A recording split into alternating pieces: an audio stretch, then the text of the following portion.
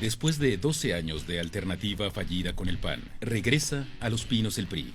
Bajo el lema de "Nosotros sí sabemos gobernar", llegó Peña Nieto tras una telecandidatura a modo de novela construida desde sus 6 años de gobernador del Estado de México. Guapo, joven y con un prometedor futuro político, Peña era la reivindicación del nuevo PRI. Logra el Pacto por México. Tras un acuerdo con las principales fuerzas políticas del país, Peña comenzó su gobierno con un ambicioso paquete de reformas, las mismas que nunca logró el PAN. La reforma educativa tiene como fin mejorar la calidad de la educación en el país. Con esta reforma, entre otras cosas, se ordena la reforma al programa educativo. La reforma en telecomunicaciones. El objetivo, acabar con el monopolio de las telecomunicaciones y la radiodifusión. La reforma energética. Se termina con el monopolio del Estado en el mercado energético. El objetivo, abrir la exploración, explotación, refinación y distribución de hidrocarburos, o sea, del petróleo y sus derivados, a las empresas privadas. Antes, solo lo podía hacer Pemex. También se abre la producción y venta de energía a la inversión privada. Reforma hacendaria. Objetivo, aumentar la capacidad recaudadora del Estado. Se busca depender menos del petróleo y más del dinero que cobra el Estado. Por estas reformas, EPN se colocó en la opinión pública como El Salvador y probó el sabor del Mexican Moment. Termina la luna de miel del país con EPN. Nuevos proyectos. Con los cuates de siempre. Se descubre red de corrupción para los grandes proyectos de Peña. Se cuestiona el proyecto del tren México-Querétaro. Con una licitación amañada, el consorcio ganador incluye a una empresa china y a los cuates del presidente. Se cancela el tren México-Querétaro tras ser sumamente cuestionado por el Congreso, pero sobre todo por la investigación periodística que revela los vínculos entre Peña y las empresas constructoras del tren. La Casa Blanca, supuestamente de propiedad de la primera dama, fue vendida a la esposa del presidente por un precio preferencial. Los números no salían. La gaviota tenía que haber ganado mucho más de lo que se calcula para adquirir una propiedad así. La casa de Malinalco del secretario de Hacienda repite la ecuación. Le fue vendida mucho más barata por uno de los contratistas del gobierno. La corrupción mata. 43 estudiantes de la Escuela Normal Rural de Ayotzinapa desaparecen. Las imágenes del cuerpo de uno de ellos muestran violencia. El Zócalo repleto. La imagen de Peña arde en medio de la noche. La popularidad del presidente cae en picada vertiginosamente. Violencia al tope. El nivel de letalidad del ejército es enorme. Según el New York Times, por cada herido el ejército mata a 8. Se descubren ejecuciones en Tanuato y Tlatlaya. El nombre del PRI más sucio que nunca.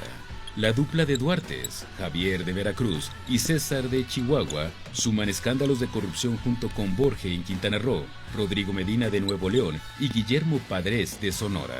El presidente ha incumplido con sus promesas en materia de transparencia y combate a la corrupción. Aprueban la reforma en materia de transparencia.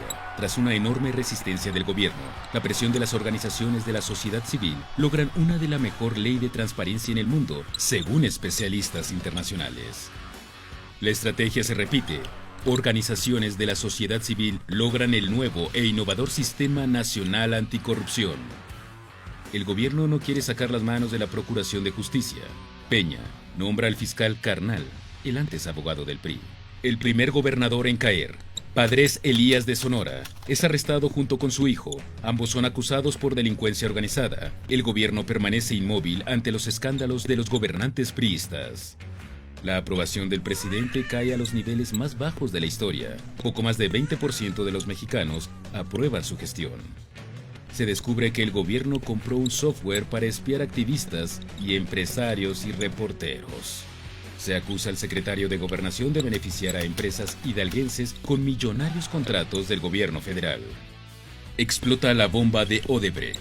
Altos mandos de la filial brasileña implicada en escándalos de corrupción en todo Latinoamérica destapan la cloaca. Es implicado el exdirector de Pemex, Emilio Lozoya, quien también fuera del equipo de campaña de EPN. Medios pagados. El Universal, por ejemplo, recibe más de 200,000 pesos diarios en publicidad oficial, según organizaciones de la sociedad, como Fundar. La televisora favorita del gobierno recibe cientos de miles de millones en 5 años de gobierno. Contar lo bueno, cuesta mucho. La libertad de expresión sufre un gran golpe con el despido de Leonardo Curcio, quien se niega a despedir a Amparo Casar y a Ricardo Rafael, quienes hacen una dura crítica de las propuestas del PRI de eliminar plurinominales del Congreso, señalando esto solo beneficiará al PRI porque tendría el control del mismo. El fiscal carnal, Raúl Cervantes, anuncia que tiene preparada la investigación del caso Odebrecht. Renuncia al día siguiente. Un simple encargado de despacho toma en una decisión en contra de la Constitución y el mandato del Senado, aprobado por una mayoría. La oposición y el fiscal especializado anuncian que objetarían la decisión.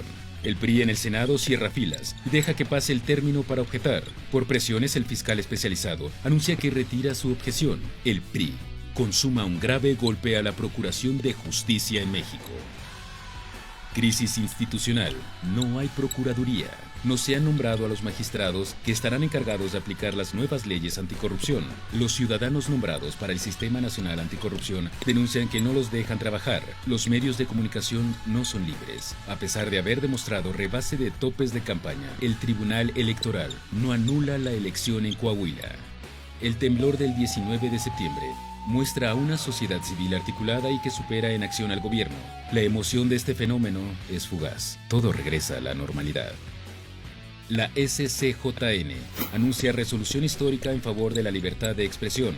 La organización Artículo 19 logra que se ordene al Congreso a emitir una ley que regule el gasto oficial en materia de comunicación gubernamental, ya que la manera en la que actúa en gobierno funciona como ley mordaza, es decir, le doy dinero a quien me beneficia y le quito a quien no.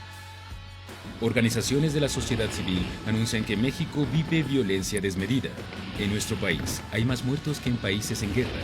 Sacar al ejército y a la marina a las calles no ha funcionado. Aumenta a 24 el número de estados con presencia militar. El presidente acusa a las organizaciones de hacerle bullying. El gobierno ya no soporta la crítica. La Cámara de Diputados aprueba sin control alguno el presupuesto más grande en la historia de México, más de 5 billones de pesos. Medios independientes señalan presiones del secretario de la Defensa a gobernadores de oposición, o apoyan la iniciativa o quita a los militares de los estados. La Ley de Seguridad Nacional es aprobada en las cámaras bajo una nube de incoherencias. Está por verse si la CNDH presentará controversia constitucional contra esta ley. Mientras tanto, México se ha volvido más corrupto, violento, sin libertad de expresión. El gobierno ha logrado dominar hasta el Congreso.